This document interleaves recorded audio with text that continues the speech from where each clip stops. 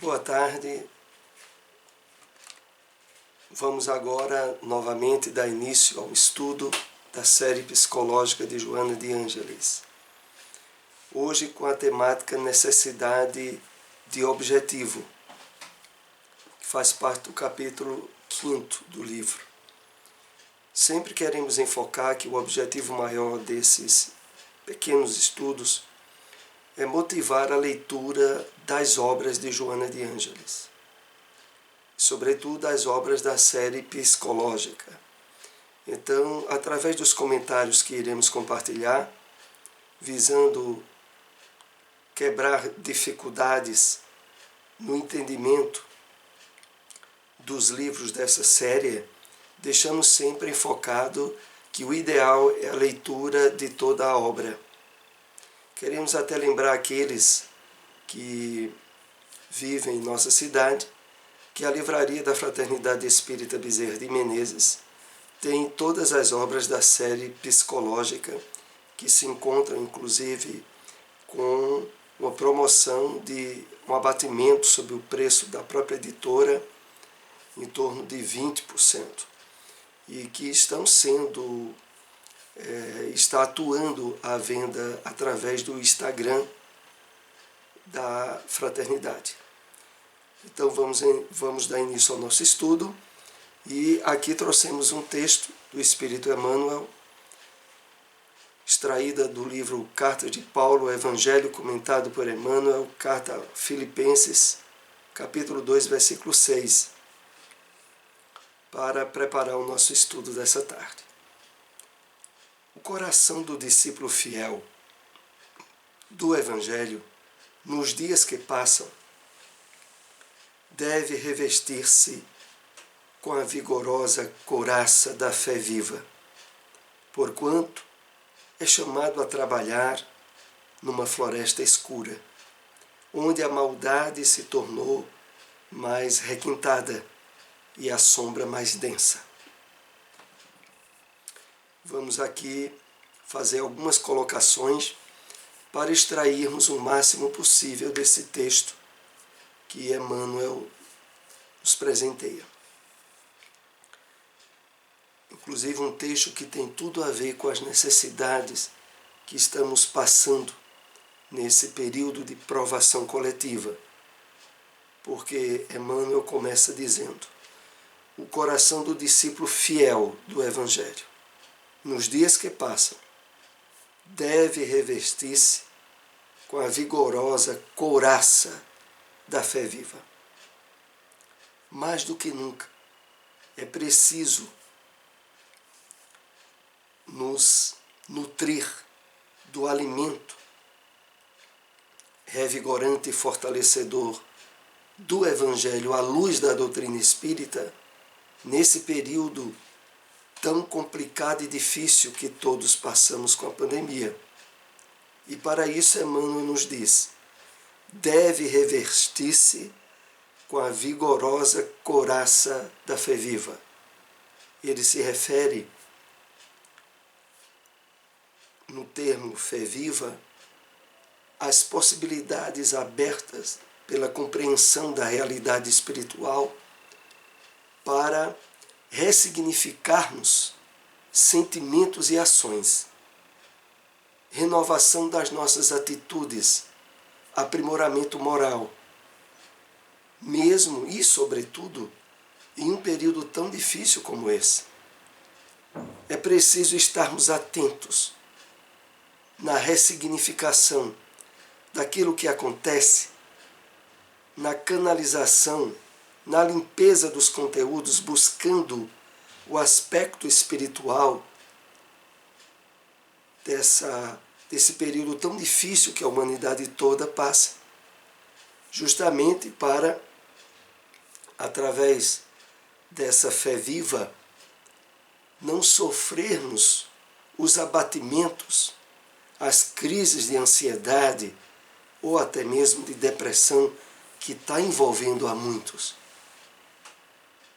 O meio de nós nos acautelarmos, de termos essa couraça que Emmanuel aqui se refere, é a atuação máxima possível de contextualizar a percepção espiritual que a doutrina espírita nos dá no que está acontecendo nos dias atuais. Continuando, Emmanuel disse: porquanto é chamado a trabalhar numa floresta escura, onde a maldade se tornou mais requintada e a sombra mais densa. Parece que o texto é atualizadíssimo para esse momento que vivemos. Porque aqui nós somos levados a estarmos conscientizados disso. Essa floresta escura, onde a maldade se tornou requintada e a sombra mais densa, se refere tanto à humanidade encarnada quanto à desencarnada em estado de perturbação, de desequilíbrio, de ideações nefastas, escuras, e que intensificam mais ainda as dificuldades desse período. Então, procuremos nos nutrir o máximo com a aquisição ampliada do conhecimento da doutrina espírita, do esforço de observação de como podemos aplicá-la de uma forma cada vez mais cuidadosa nos dias presentes. Vamos então para o nosso estudo dessa tarde, necessidade de objetivo.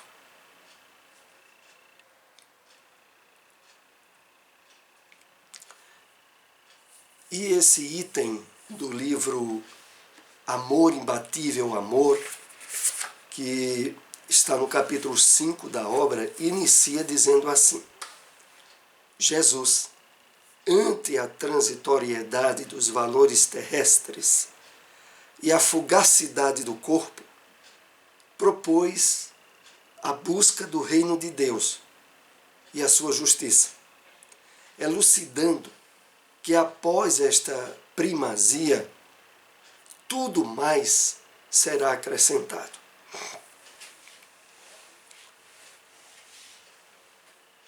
Enfoquemos o entendimento que Joana aqui coloca ao tema proposto, necessidade de objetivo.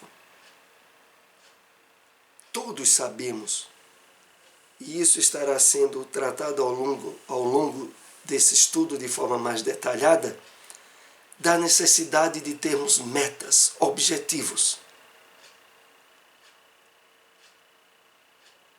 a conquistar, a realizar,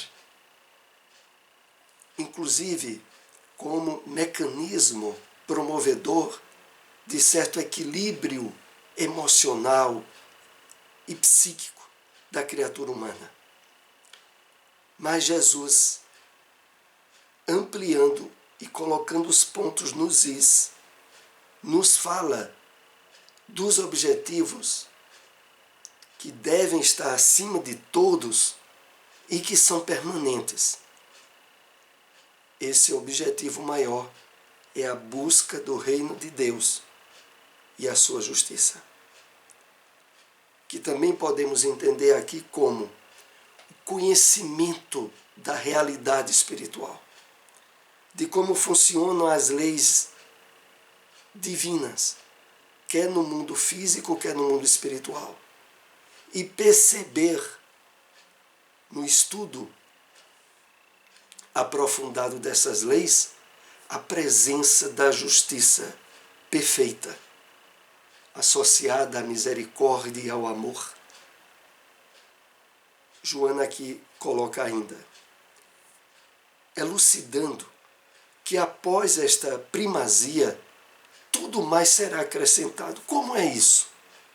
Por que é que tudo mais será acrescentado ao realizarmos a busca do reino de Deus e a sua justiça? É porque Jesus, que era e é o pedagogo, o psicólogo por excelência, sabia e aqui propôs para nós uma linha de objetivo e de meta que não sofresse os impactos das vicissitudes do mundo material, nem mesmo da própria morte física. Objetivos que transcendesse para dar sustentação a todos os outros objetivos menores, pertinentes ao esforço durante o processo reencarnatório. Os objetivos referentes à família, à profissão, à vida social, a todos os outros objetivos que teriam que estar em termos de primazia abaixo do maior, que é o entendimento espiritual da vida, a compreensão de como as leis divinas atuam, para a partir daí, e de fato, termos pensamentos, emoções, em harmonia com as leis divinas, o que redundará infalivelmente na solução de todas as demais problemáticas que trazemos para a nossa reencarnação. E é por isso que ele resume dizendo: tudo mais será acrescentado. Porque quando é colocado em segundo plano essas metas que o Cristo aqui destacou, nós complicamos tudo.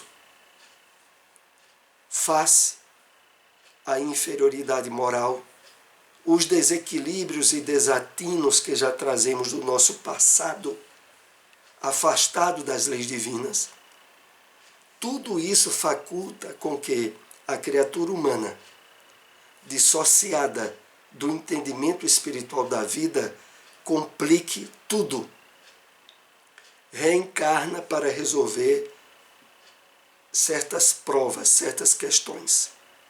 Quando resolve, cria outras. Problematiza outras. Porque para, de fato, a nossa encarnação ter o êxito desejável, é preciso estarmos alinhados com as leis divinas. E isso tem que ter primazia. É a isso que Jesus chama a nossa atenção, colocando em primeiro lugar a busca do reino de Deus e a sua justiça. Prossigamos. Isto é, estabelecendo o mais importante, o sentido, o objetivo existencial, as demais aspirações se tornam secundárias e chegarão naturalmente. Estabelecido uma linha de harmonia com as leis divinas, naturalmente nós nos habilitamos à melhor solução na conquista de todos os outros objetivos e metas da nossa vida.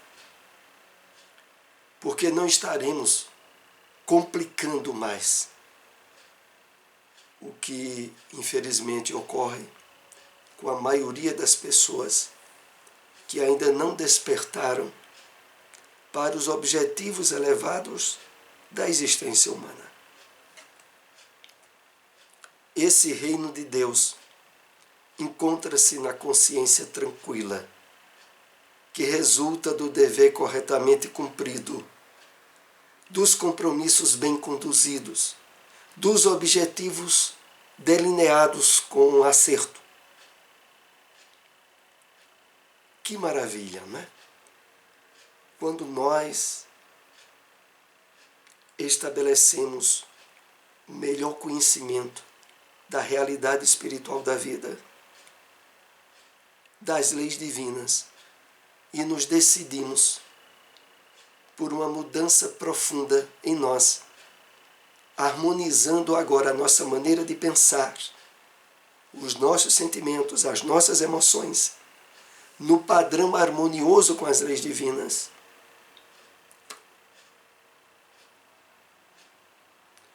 Todo o resto começa a dar certo. Os relacionamentos, determinadas dificuldades na área material, problemas familiares.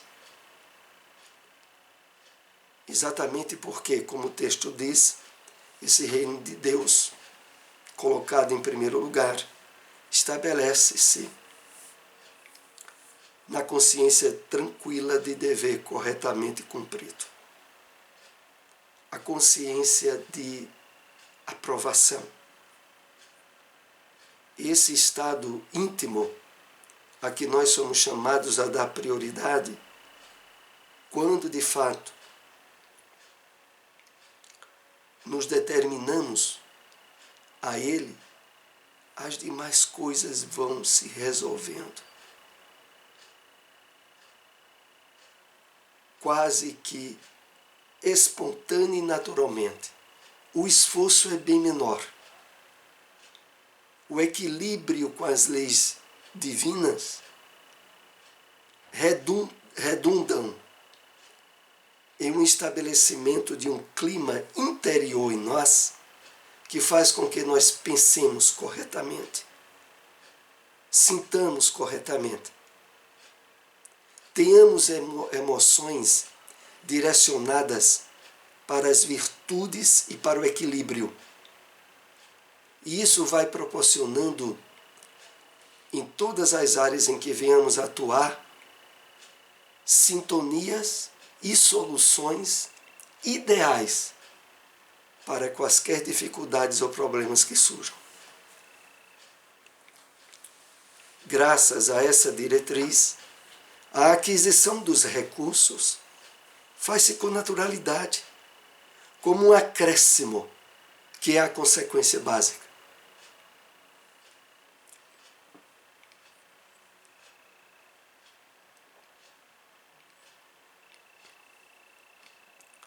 Então, ao ter esse objetivo proposto pelo Cristo com prioridade, há, em termos de espontâneo amparo e proteção das leis divinas, há um delineamento em termos de metas e objetivos que não se atropelam mais. Passa a haver um certo nível de harmonia entre o nosso inconsciente, agora redirecionado para o bem, o consciente. E esse trabalho de harmonização interior propicia a solução, as vias, os caminhos ideais para o aproveitamento máximo da nossa presente encarnação. Como Joana aqui coloca, torna-se uma consequência básica. Somos de parecer que o sentido, o objetivo, o essencial é a autossuperação das paixões, a autoiluminação para bem discernir o que se deve e se pode fazer para harmonizar-se em si mesmo. Então, ao dar prioridade às questões espirituais da vida e às leis divinas, surge, decorrente desse objetivo, um trabalho de autossuperação das paixões, de autoiluminação, de equilíbrio íntimo, que facultará as melhores decisões, os objetivos, mesmo materiais e imediatos, resolvidos da forma mais eficaz possível, pelo fato de estarmos interiormente harmonizados. É necessário compartilharmos essa observação. A grande maioria de nós tem toda uma gama de sofrimentos e de provas desnecessárias, resultado dos conflitos íntimos, da falta de harmonização com as leis divinas. Na medida em que nós nos esforçamos nessa harmonização, esses conflitos, essas desarmonias íntimas são resolvidas. E o resultado disso é estarmos muito mais aptos, muito mais habilitados nas escolhas e decisões que vamos tomando no nosso dia a dia. A autoiluminação para bem discernir o que se deve e pode fazer para harmonizar-se em si mesmo. É evidente que, inclusive, as infiltrações obsessivas de espíritos desequilibrados em nossa vida, em nossa mente, dá-se nas aberturas dos conflitos internos que não tenhamos resolvido. Mas se esses conflitos tiverem sido resolvidos, esses espíritos não encontrarão brechas nem sintonias para estar atuando em nosso psiquismo. E, por consequência natural, nós estaremos nos associando com frequência à presença dos espíritos iluminados, dos bons espíritos, que aí, pelas vias da intuição, da inspiração, nos ajudarão com mais facilidade ainda para que o procedimento, as atitudes, as decisões nossas sejam as melhores possíveis. Os princípios morais, alguns inatos ao ser humano, são indispensáveis. Não, porém, as imposições morais sociais, estabelecidas legalmente e logo desacreditadas, mas aqueles, aqui se refere aos princípios, aqueles princípios que são inerentes do mais profundo e básico, que é o amor. Analisemos aqui alguns pontos desse texto. O primeiro que nos chama a atenção é de que é necessário um diferencial entre os princípios morais inatos ao ser humano, que estão na sua natureza, do qual o principal é o amor, é a lei do amor. É preciso distinguir das imposições morais sociais, estabelecidas legalmente e logo desacreditadas. Então, dependendo do país, da sociedade, há certas leis que, mesmo estabelecidas como certas, são imorais perante a lei maior, a lei do amor. Lembramos aqui, por exemplo, os países que têm a lei do aborto estabelecida de uma forma aonde a interrupção da vida depende exclusivamente da vontade da mãe, sem haver para isso nenhuma restrição de ordem legal, aparentemente tornando moral aquilo que na visão espírita é um crime, exceto quando a vida da gestante está em risco. E nisso, inclusive no Brasil, o Código Penal também aprova. Mas eu quero aqui apenas esclarecer esse tópico dessa diferença dos princípios morais inatos em nós, dos quais o principal é a lei do amor. E de que esse princípio, ele é inerente, ele está ligado por natureza à criatura humana. Respeitar a vida, amando-a. Fomentar o progresso, trabalhando. Construir a felicidade, perseverando. Não fazer a outrem o que não deseja que lhe façam. Eliminam a possibilidade de consciência de culpa, de conflito, padrão para a conduta sadia. Então, esse código maior, esse princípio maior, que está na lei do amor, tem toda essa amplidão de atuação. E a finalidade maior, claro, é a eliminação de qualquer possibilidade de consciência de culpa, de conflito. E por isso mesmo, propicia,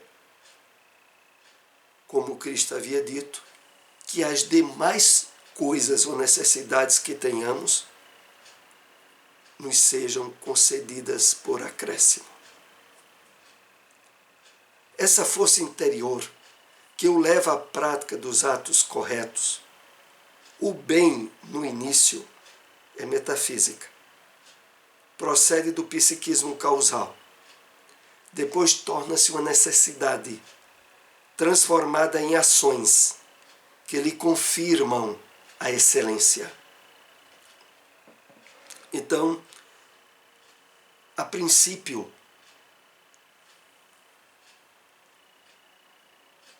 o princípio mesmo da lei do amor está em nós de forma inata. É uma força interior que leva à prática dos atos corretos. Desse ponto de vista puramente metafísico, que está fora das atribuições do corpo físico, mas todos nós temos. Procede do psiquismo causal. O psiquismo causal é a divindade que há em nós. É a presença na nossa consciência das leis divinas. Sendo que depois, quando passamos a atuar e a agir de acordo com essa lei, torna-se uma necessidade, transformadas em ações que lhe confirmam a excelência. Porque o resultado natural da vivência desse princípio da lei do amor é o bem-estar íntimo, é o equilíbrio das emoções, é a harmonia psíquica, que todos eles que confirmam a excelência desse princípio. Quando escasseiam esses princípios na mente e na emoção, o indivíduo desestruturado enferma. E a mais eficaz solução é a amoterapia, impulsionando-o a permitir que desabrochem os sentimentos de fraternidade, de perdão, de autoentrega. Aqui, inclusive, nós percebemos uma correlação com as dificuldades que passamos nesse período de pandemia. Quando escasseiam esse princípio, o princípio do amor, sobretudo, na mente e na emoção, o indivíduo desestruturado enferma. E a mais eficaz solução é a amoterapia. Então, vejamos,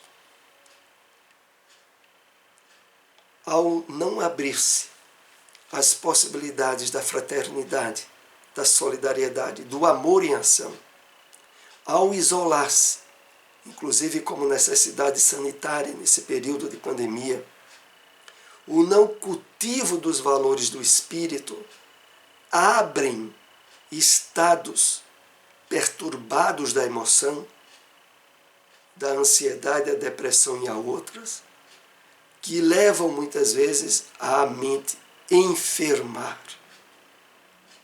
Em seguida o texto diz, e a mais eficaz solução é permitir que desabroche os sentimentos de fraternidade, de perdão, de preocupar-se com o outro, de desfocar, de descentralizar essa provação coletiva de dentro de nós,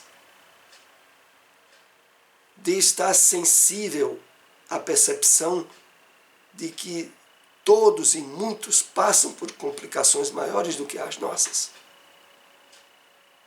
Então, essa empatia, quando ela surge naturalmente, e na medida em que nós atendemos à possibilidade de aliviar alguém, nós conseguimos evitar as brechas emocionais de desequilíbrio que muitas pessoas não têm conseguido. E aí o texto diz: muitos aposentados e idosos, depressivos diversos, que se neurotizaram, recuperam-se através do serviço ao próximo, da autodoação à comunidade, sem interesse pecuniário, assim superando a perda do sentido existencial. Então, como terapia salutar, o trabalho voluntário em comunidade, o serviço ao próximo, é de fato a praxiterapia que salva muitos do aprofundamento de quadros depressivos, de desequilíbrios emocionais, neuróticos, e que, sobretudo agora, né, de um ano para cá, como tem aumentado. Sem meta não se vive. Obedece-se aos automatismos fisiológicos, em perigoso crepúsculo psicológico a um passo do suicídio. Aqui no texto desse capítulo, uma grande advertência para nós, principalmente nesse período agora. É preciso termos metas. E a proposta desse estudo é: tenha metas espirituais, de renovação íntima, de aprimoramento pessoal, de conquista de virtudes, de aprofundamento no estudo, no conhecimento da doutrina espírita. Estabeleça metas, porque a ausência de metas abre, como o texto aí diz, o campo para se atuar no dia a dia apenas como automatismos fisiológicos. A necessidade de comer, de dormir, a apatia perante tudo o que está acontecendo, abrindo portas a processos depressivos e que muitas vezes culminam no suicídio. Então, é preciso estarmos bem atentos a isso. A proposta do Evangelho, como meta para nós, não é nada menos do que a perfeição. Sede perfeitos, como perfeito é o vosso Pai Celestial, disse Jesus.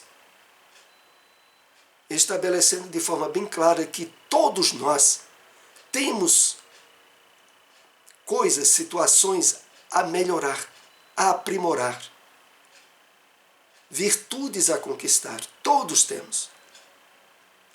Trabalhemos e tenhamos metas espirituais. Metas que nem a morte do corpo irão inviabilizar. E aqui concluímos o estudo dessa tarde. Quando você se percebe atuante, produtivo, necessário, vibra e produz. Todo e qualquer contributo psicoterapêutico, logoterapêutico, há de considerar a autovalorização do paciente. Então, como é importante nos sentirmos atuantes, com metas, com objetivos. E nisso o texto continua dizendo: todo e qualquer contributo psicoterapêutico, logoterapêutico. Como é isso? Todo contributo que vem da psicoterapia, do trabalho do autoencontro, da logoterapia, que é trabalhar sentidos na vida, ter objetivos e metas estabelecidos constantemente, há de considerar a autovalorização do paciente.